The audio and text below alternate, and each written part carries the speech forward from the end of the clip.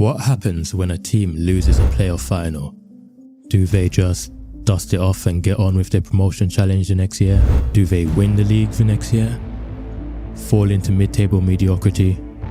Or worse yet, lose all the talent that got you there in the first place and get relegated the very next season? Out of 33 years of one-off playoff finals in the Football League's second, third and fourth tiers, there have been 99 different sets of losers. 22 of these teams were promoted, 5 of those were crowned champions, 6 were up automatically, and 11 of those won the final the very next year. Only 2 teams lost back-to-back finals, 14 teams got back into the playoffs and lost in the semi-finals, while an unlucky set of 9 teams were relegated just 9 months after reaching the playoff final. Just exactly who are these teams? After losing arguably one of the best playoff finals ever on penalties, Sunderland regrouped, kept star players such as Niall Quinn, Kevin Phillips, Michaels, Gray and Bridges, and stormed to the Division 1 title. 31 wins and a then record 105 points saw the Black Cats finish a whopping 18 points ahead of second place Bradford City, as well as reaching a League Cup semi-final. Sunderland secured a return to the Premier League in style.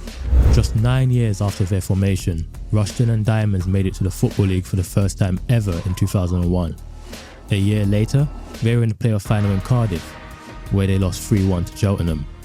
But that didn't stop the Diamonds from rebounding the very next year to win the Division 3 title in 2003.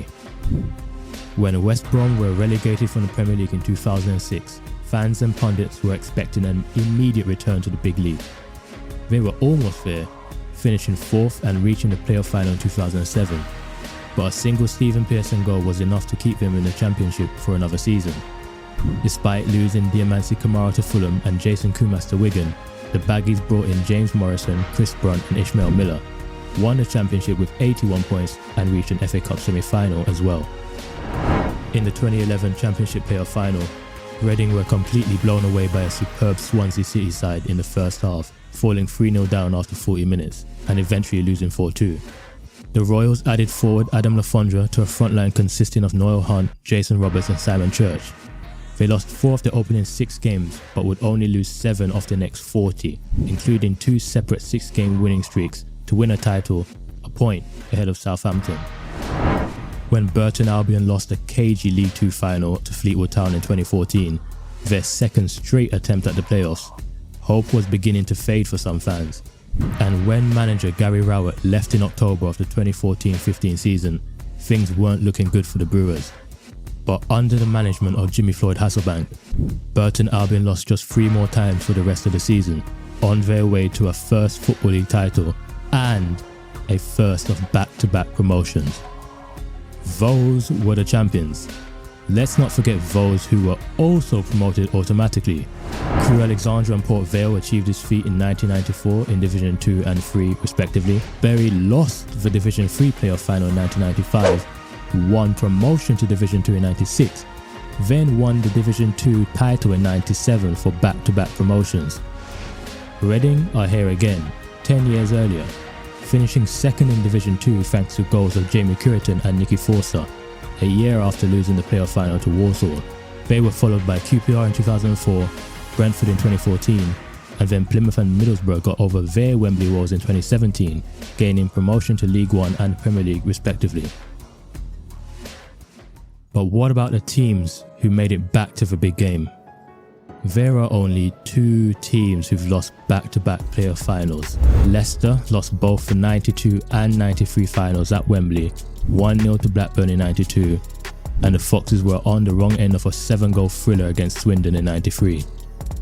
Exeter City lost in 2017 to Blackpool, came back the next year and lost again to Coventry City, and then it got even worse for Exeter as they made it back to the final 2 years later, only to be embarrassed 4-0 by Northampton Town. At least for Leicester, they'd abandoned old wounds by winning the playoff final against Derby in 1995. Which takes us on to this. The 11 sides who bounced back from losing a playoff final to winning it the very next year. We already mentioned Leicester, that's one. But how about a team that did it twice? Whenever Millwall are in the final, expect a wonder goal or two. Gary Alexander's strike was in vain as Millwall were beaten by Scunthorpe United in 2009, but bounced back by beating Swindon Town to gain promotion to the Championship. Adam Hamill's 25-yard curling shot was one of 3 that beat Millwall in 2015. But once again, Millwall weren't denied promotion, beating Bradford 1-0 in the final in 2016. Tranmere and Blackpool were the pioneers of this achievement, doing so in 1990 and 1991, with Blackpool the only 4th tier side to do so. Gillingham infamously blew a 2-0 lead against Manchester City in 1999, but were able to gain their long-awaited promotion to the 2nd tier by beating Wigan 3-2 in 2000. Huddersfield conceded 3 goals in 7 second-half minutes to lose to Peterborough in 2011, but then won a penalty shootout against Sheffield United a year later. Crystal Palace fell to the Leicester Sword in 96, but in 97, Hopkin looked to curl one in to beat Sheffield United as well. The Too Good to Go Down Hammers team lost to Crystal Palace in 2004, but turned it around in 2005, beating Preston North End thanks to Bobby Zamora to make a swift return to the Premier League. A single Tom Caney goal kept Aston Villa in the Championship for one more season, a season which saw them win at Wembley against Derby County for a return to the Premier League. After losing out on automatic promotion on the final 2 games of the season, Brentford entered last chance saloon for an improbable promotion to the Premier League. But 2 Joe Bryan goals in extra time was enough for rivals Fulham to win at Wembley in front of an empty crowd. But despite losing both Ollie Watkins and Syed Benrahma, Brentford returned to the richest game of football and beat Swansea 2-0 for a place in the Premier League. Okay, now, losing a playoff final is a devastating thing to experience as a football fan. But for fans of these 8 teams, their worst nightmares came true. From being 1 game away from winning promotion to being relegated the very next season, these are the unlucky 8 teams who suffered this fate.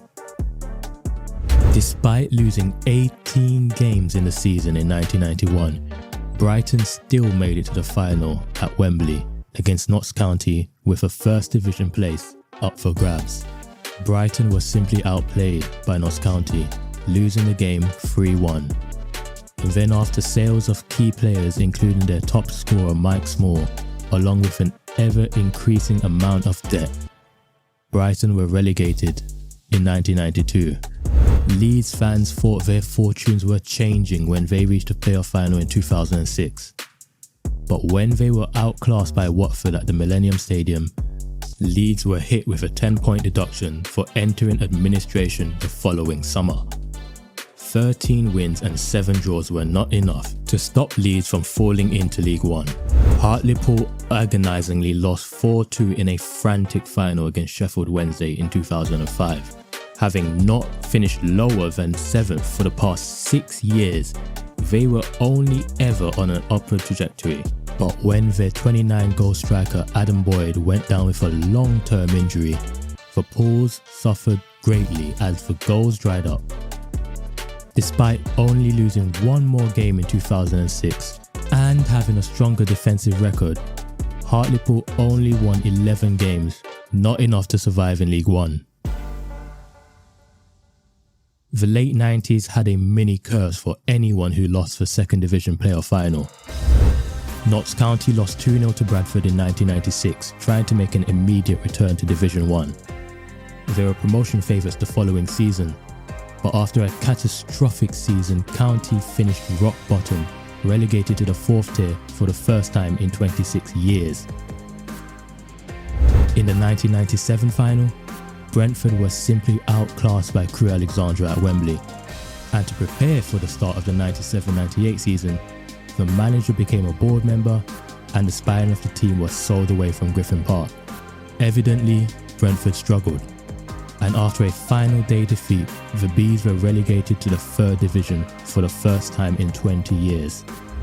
Then, in 1998, Northampton Town lost 1-0 to Grimsby in the final. Cue imminent collapse.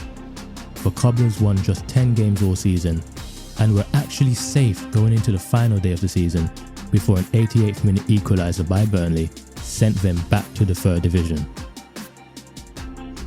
After losing to Millwall in 2010, Swindon Town started off their League One campaign by losing for 26 goals of Billy Painter for free to Leeds, captain Gordon Greer to Brighton, and striker Danny Ward went back to his parent club. In January, with Swindon Town sitting in 17th place, top scorer Charlie Austin was sold to Burnley, while centre-back Sean Morrison left for Cardiff. Swindon only won 2 more games the rest of the season, finishing dead last. 8 wins from 8, league leaders in January, and 25 wins. Leyton Orient experienced their best season in a generation. Despite narrowly missing out on automatic promotion to London rivals Brentford, the Owls went into a stacked playoff lineup, on fire. They beat Peterborough in the semis to set up a Wembley date with Rotherham United for a chance at the 2nd tier for the first time in 30 years.